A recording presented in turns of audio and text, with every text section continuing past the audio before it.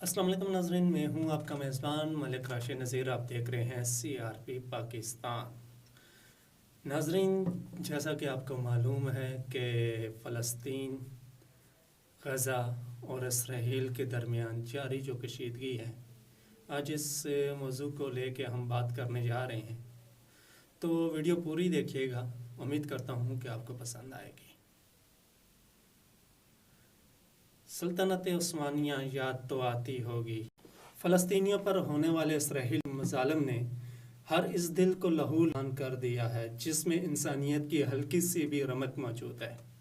दुनिया भर में फ़लस्तीनों के हक़ में मुजाहरे हो रहे हैं, फ़लस्तीन का परचम लहराया जा रहा है। मैं इस परचम को देखता हूँ और दिल को रह रह कुछ कहानियाँ याद आ जाती हैं। उदासी और करब में इजाफा हो जाता है। सल्तनत उस्मानिया कायम थी तो अलकदस मुसलमानों के पास था, हंसता बसता शहर था जिसमें मुसलमान इज्जत और आबरू से जी रहे थे। इनके बच्चे भी महफूज थे, इनकी माएँ बहनें और बेटियां भी सुकून से ज़िंदगी गुजार रही थीं।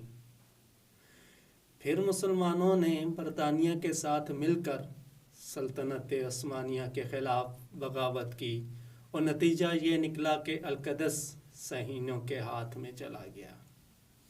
बाकी सिर्फ एक कहानी, दर्द और दुखों में लिपटी कहानी। ये कुछ ज़्यादा पुराने वक्तों की बात नहीं, ये 10 जून 1916 की बात है। इस रोज़ शरीफ मक्का हुसैन बिन अली और बरतानिया के लेफ्टिनेंट कर्नल हेनरी मैकमोहन के दरमियान एक माहिदा हुआ, जिसके नतीजे में अरबों ने सल्तनत उस्मानिया के ख़िलाफ़ बगावत कर दी। इस बगावत को अलसूरत अल अरबिया अल कब्रा का नाम दिया गया। जब बगावत का फ़ैसला हो चुका और इसकी जज़ियात तय हो चुकी तो अगला मरहला इस अरब बगावत और मज़ाहमत का परचम तैयार करना था। कितनी अजीब बात है कि बगावत मुसलमान कर रहे थे, लेकिन इस बगावत का परचम बरतानवी सफारतकार तैयार कर रहे थे। ये परचम एक बरतानवी सफारतकार कर्नल मार्क साइक्स ने तैयार किया। मार्क साइक्स सहीनियों के बहुत करीब थे और जिस ऐलान बिल्फोर के नतीजे में इसराइल कायम किया गया, इस ऐलान को हकीकत बनाने में कर्नल साहब का बड़ा अहम किरदार था। मार्क्स काइस ने सल्तनत उस्मानिया के ख़िलाफ़ अरब बगावत का जो परचम तैयार किया, इसमें 4 रंग शामिल थे। इसमें स्याह, सफ़ेद और सब्ज़ यानी 3 रंगों की 3 उफ़क़ी पट्टियाँ थीं और एक तकोन थी जिसका रंग सुर्ख था। स्याह रंग अब्बास सल्तनत के यादगार के तौर पर लिया गया। सफ़ेद रंग को अमवी सल्तनत से निस्बत दी गई और सब्ज़ रंग फ़ातिमी खिलाफत के यादगार के तौर पर रखा गया। तकोन का सुर्ख रंग हाशमी ख़ानदान या अशराफ मक्का की निस्बत से लिया गया। यूँ समझ लीजिए ये रंग शरीफ मक्का हुसैन बिन अली की मुमकिन सल्तनत के लिए इनकी खिदमात के एतराफ़ के तौर पर चुना गया। जो शरीफ मक्का और मैकमोहन माहदे की रोशनी में सल्तनत उस्मानिया के ख़ात्मे के बाद वजूद में आना, परचम भी तैयार हो गया, बगावत भी शुरू हो गई। यहाँ तक कि एक वक्त वो आया यरूशलेम का मुहासरा कर लिया गया। उस्मानी अफवाज लड़ी और यरूशलेम के अतराफ़ में शहीद होने वाले फ़ौजियों की तादाद एक रवायत के मुताबिक 25,000 थी, लेकिन ये अफवाज बेबस हो गई। इसकी बहुत सारी वजूहात थी, मगर इनमें से 2 बहुत नुमायाँ थी। पहली वजह अरब बगावत थी। एक तरफ बरतानवी और इसके इत्तेहादी अफवाज यरूशलेम पर हमला आवर थीं, दूसरी जानब अरब बगावत ने तुर्कों की सप्लाई लाइन को अधेड़ के रख दिया। सल्तनत उस्मानिया बाहर के दुश्मनों से तो शायद निमट लेती, लेकिन जब अपने ही अपनों के ख़िलाफ़ हो गए तो सल्तनत उस्मानिया बेबस हो गई। दूसरी वजह हिंदुस्तान से गए फ़ौजी थे जो इतनी वाफर तादाद में थे کہ اس نے اتحادی افواج کو افرادی قوت سے بے نیاز کر دیا تھا۔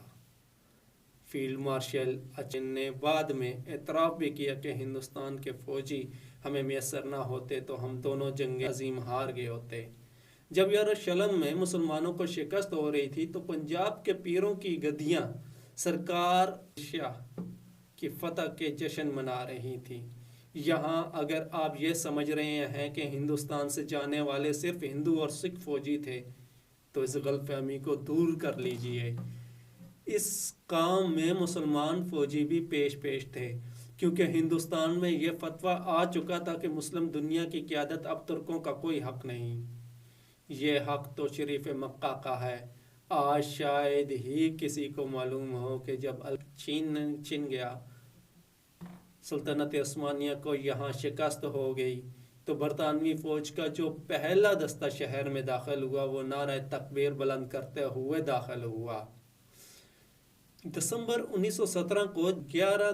1917 کو جب یروشلم مسلمانوں سے چھین گیا اور جنرل ایلین ایک فاتح کی حیثیت سے داخل ہوا تو فاتحین کے ساتھ کچھ ایسے لوگ بھی تھے جو ہندوستان سے تشریف لے گئے تھے اور نعرہ تکبیر بلند فرما رہے تھے، اور کچھ وہ تھے جو ہندوستان سے تشریف نہیں لے گئے تھے، وہیں آس پاس کے علاقوں سے یعنی کہ عرب سے تھے اور الصورت العربیہ الکبریٰ کا پرچم تھامے ہوئے تھے۔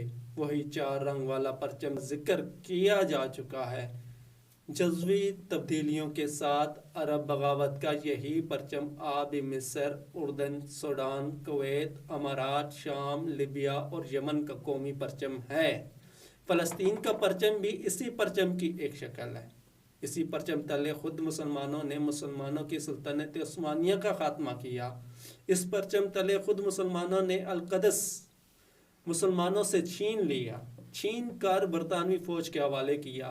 اس پرچم تلے خود مسلمانوں نے دشمن کو یروشلم میں گھسنے کا موقع دیا، اور آج اسی پرچم تلے مسلمان صہیونیوں کے مظالم کے خلاف بے بسی سے سراپائے احتجاج ہیں۔ بغاوت کرنے والوں کے ساتھ کیا ہوا؟ شریف مکہ نے خلافت عثمانیہ کا خاتمہ ہوا تو خود کو خلیفہ قرار دے ڈالا۔ پورے چاؤ سے سورت العربیہ الکبریٰ چلانے والے شریف مکہ چند ماہ ہی حکومت کر سکے، پھر چلا وطن ہوئے اور مر گئے۔ اتفاق دیکھیے کہ عرب بغاوت کے ذریعے یروشلم سے مسلمانوں کے اقتدار کے خاتمے کی راہ ہموار کرنے والا یہ شخص یروشلم میں ہی دفن ہے۔ کیا عجیب اس کی روح راتوں کو مسجد اقصیٰ کے نواح میں بھٹکتی ہو اور دیکھتی ہو کہ میرے نامہ اعمال نے مسلمانوں کو آج کیا دن دکھائے ہیں۔ ان کا اقتدار بعد میں سمٹ کر اردن تک چلا گیا۔ ان کی اولاد میں سے ایک بادشاہ سلامت ایک دن مسجد اقصیٰ میں داخل ہوئے اور کسی مسلمان کے ہاتھوں قتل ہو گئے۔ کچھ عرصہ مسجد اقصیٰ ان کے زیر انتظام رہی۔ بعد میں اس رہی نے یروشلم شہر پر بھی قبضہ کر لیا اور اب صرف کاغذی طور پر مسجد اقصیٰ اردن کے شاہی خاندان کے زیر انتظام ہے۔ غلطیاں یقیناً سلطنت عثمانیہ سے بھی ہوئی ہوں گی، تبھی تو بغاوت ہوئی، لیکن سلطنت عثمانیہ جیسی بھی تھی، اسرائیل جیسی شفاق تو نہ تھی۔ القدس کے مسلمانوں پر یوں ظلم تو نہ کرتی تھی۔ اسی بغاوت پر پرچم تلے خود مسلمانوں نے سلطنت عثمانیہ کو اسی یروشلم میں شکست دی، اور تب سے اب تک انہیں سکھ کا ایک دن بھی نہیں ملا۔